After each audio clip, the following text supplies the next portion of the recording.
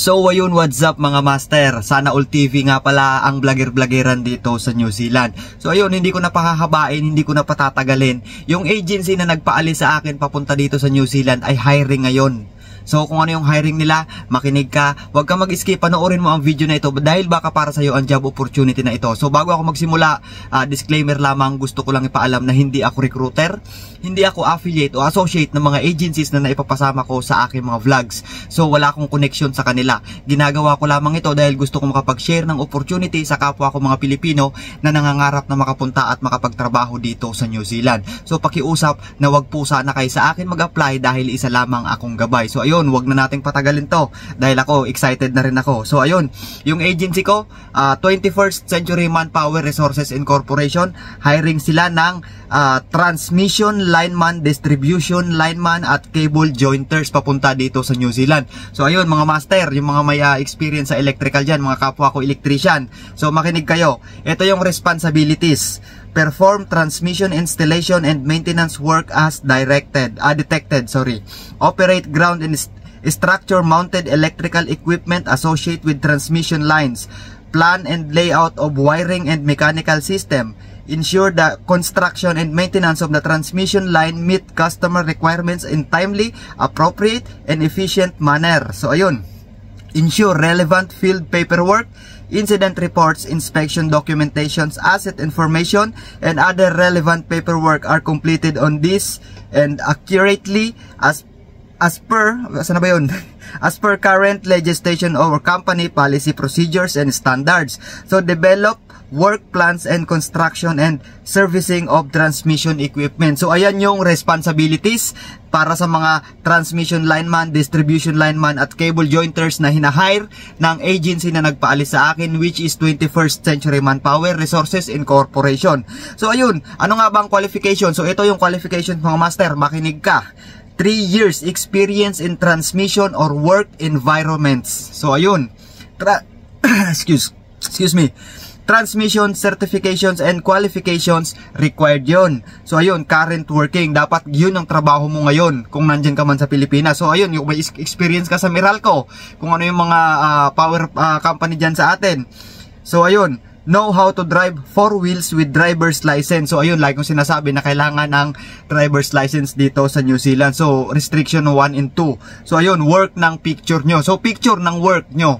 So kung kayo ay nagtatrabaho bilang lineman, bilang transmission lineman, distribution lineman, cable jointers, kailangan ng proof picture na ganon yung trabaho ninyo. So ayun, pwede kayong mag-submit. So ayun, sabi dito, qualified candidates should email their updated resume with complete job description to the email address provided below. So ayun, ang email na pwede nyo pagsubmitan is larsempleo@21ststcmri.com. Andyan din po si mdepedro@21ststcmri.com. Ayun, si Sir Larry Empleo Jr. ay staff ito ng 21st Century at si Ma'am Marlene De Pedro. So ayun, only qualified candidates will be contacted. So ito yung picture mga master. Sana ganito yung trabaho ninyo bilang isang distribution lineman at transmission lineman tsaka cable jointer. So ayun, yung mga nagkakabit ng kable. Yan yung tingnan nyo dito sa litrato. Ito yung isisend yung photo attached ng inyong application letter. So ayun, parang hinihingal ako. So ayun, good luck sa mga master ko dyan, mga kapwa ko electrician. Para ito sa may mga experience sa distribution lineman, transmission lineman at cable jointers. So ayun, yung may mga experience sa Meralco at kung ano pang mga power cooperative dyan sa atin sa Pilipinas. Kung kayo ay may experience na at least 3 taon at verifiable, baka para sa inyo ang job opportunity na ito papunta dito sa New Zealand.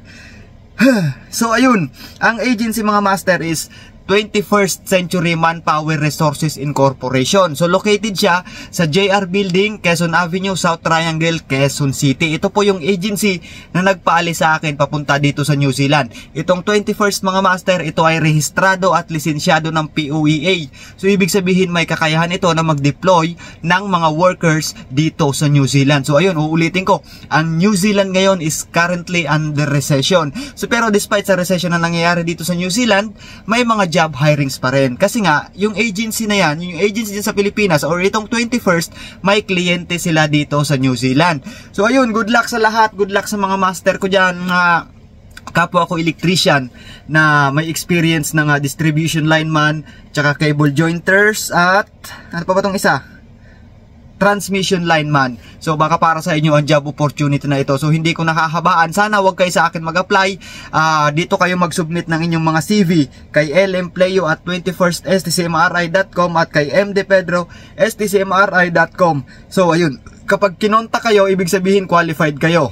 Kasi i-assess nila yung CV ninyo. So ulitin ko, ang qualifications mga master is 3 years experience in transmission and work environments. Transmission certifications and qualifications is required. Currently working, know how to drive 4 wheels with driver's license. Syempre, picture nung trabaho ninyo bilang isang lineman. So qualified candidates should email their updated resume with complete job descriptions to the email address provided below. So ayan nga po, si LMPleo at si MD Pedro. So ayun, kayo kung magsusubmit kayo, kung mag-a-apply kayo mga master, dapat formal yung pag-a-apply nyo, kasi hindi naman to laro-laro lang na how interested, ganun.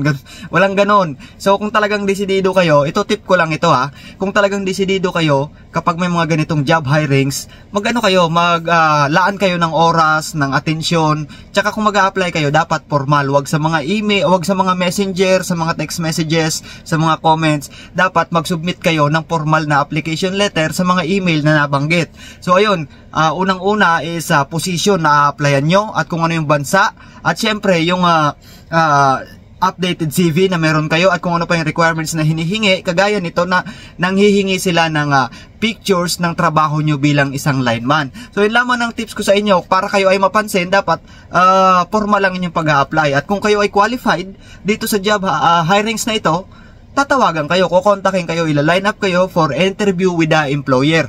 So ayun lamang mga master, dahil hinihingal talaga ako ngayon.